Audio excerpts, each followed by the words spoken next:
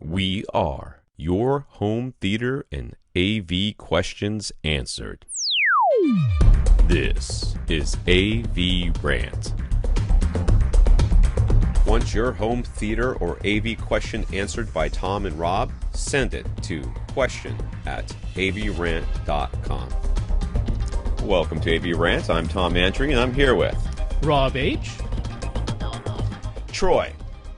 Troy says after running MultEQ, Audyssey MultEQ on his slimline Marantz, his subwoofer still sounds boomy at some frequencies. It seems to him that the receiver doesn't EQ as much in the lower frequencies and LFE as in the other channels. Why doesn't Audyssey or the receiver itself have more EQ options at 200 Hz and below?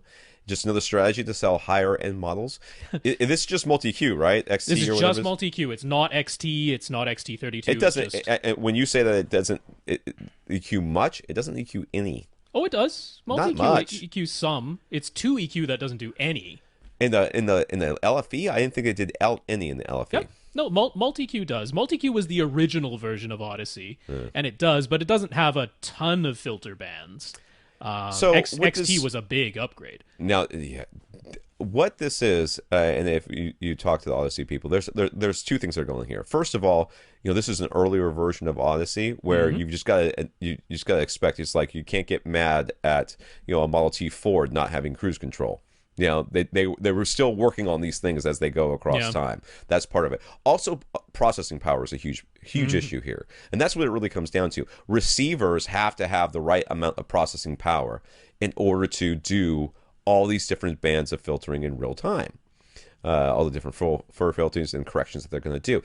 In order to do that, they have to have a certain amount of processing power, which means that, yes, the higher end receivers tend to have more processing power because they cost more and you can put more technology in them. That's why they ended up with Audyssey 2EQ, because Onkyo, as far as I'm concerned, I don't know this is true, but as far as I'm concerned, Onkyo said, we are going to give you this so much processing. How much EQ can we give us? And they said basically none. Here you go. To be fair, there were some Denon models that had 2 EQ at one point as well. Yeah, so. very, very, very, very, very, very early ones. Yeah, and very, very basic ones too. Yeah, the lowest priced ones. But to get back to Troy, I want to warn him away from the idea that just spending more money on a higher-end receiver or even adding something like a mini DSP or even an outboard Dirac box or whatever would fix his issue, because it very well might not. There might not be enough processing power and filters and EQ in the world to fix his problem, because boomy bass is caused by your room, where you're sitting in the room, and where the subwoofer is positioned in the room.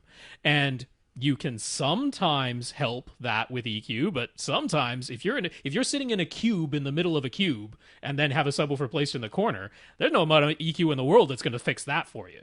So I don't want him attributing everything here and saying, I paid a good amount of money for this slimline receiver and it didn't fix my problems. It's like, well, maybe any amount of EQ wouldn't fix your problem. Yeah, that's a really important point here. Yeah. Bad subwoofer placement, you cannot EQ it to good subwoofer right. placement. That's just not the way this works. You take a great sub, you put it in a bad room in the wrong location, and it's going to sound bad. We had this problem. This was maybe a year ago. Somebody bought Rob's speakers and didn't like them, and then they described to us how they had them set up. We're like, dude, are you serious? Yeah, of course you don't like them. That you're in a highly reflective room and you're sitting like this, and there's this, blah, blah, blah.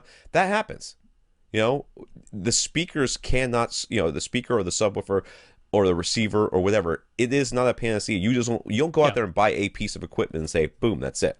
But to be fair to Troy, if you're just going by the marketing, that's what it sounds like. They're like, absolutely. Hey, we've got room correction. We will, no matter your room, we will fix the sound, right? That's basically what the marketing says. So he's right there. It didn't do what it, said on the box. A lot of times, though, what they're really saying is that they're saying, we will make it better. But I mean, you got to admit, when you read that stuff at first blush, it sounds like they're promising magic. Yeah, it does. Right? Yeah, I'll agree with that. So honestly, Troy, you're another candidate for doing a subwoofer crawl, because it sounds like he only has one subwoofer. It sounds like he really only has the one seat that he cares about. Yeah. So you are absolutely, because what you want to do, I always say any of these room correction programs, whether it's Audyssey or Y-Power or Dirac or any of them, Trinov, whatever, they are the cherry on top. They're the last piece of the puzzle to get you that, last 10%. You want to have everything in your room, in your speaker placement, in your seating placement, in your acoustic panels that you have on your walls, your bass traps in your cars. You want all of that set up as well as possible so that when the EQ finally comes along and goes, I don't have to do much, but the tiny little bit that's left, I can fix that for you. You don't want EQ being like, this is going to fix my biggest problems, because it isn't. It's not capable of doing that. Right. So yeah, your number one thing to do here, Troy, is a subwoofer crawl for sure, because if you can fix some of the biggest problems, then even regular MultEQ can help you with some of the smaller stuff that just needs more fine-tuning as opposed to big fixes.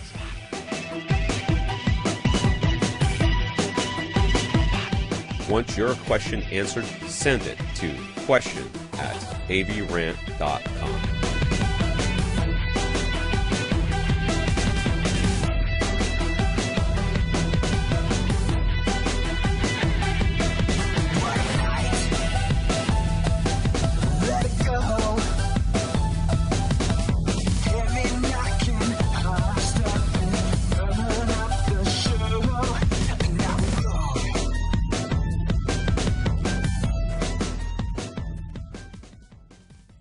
This is AVRant. Now go out and listen to something.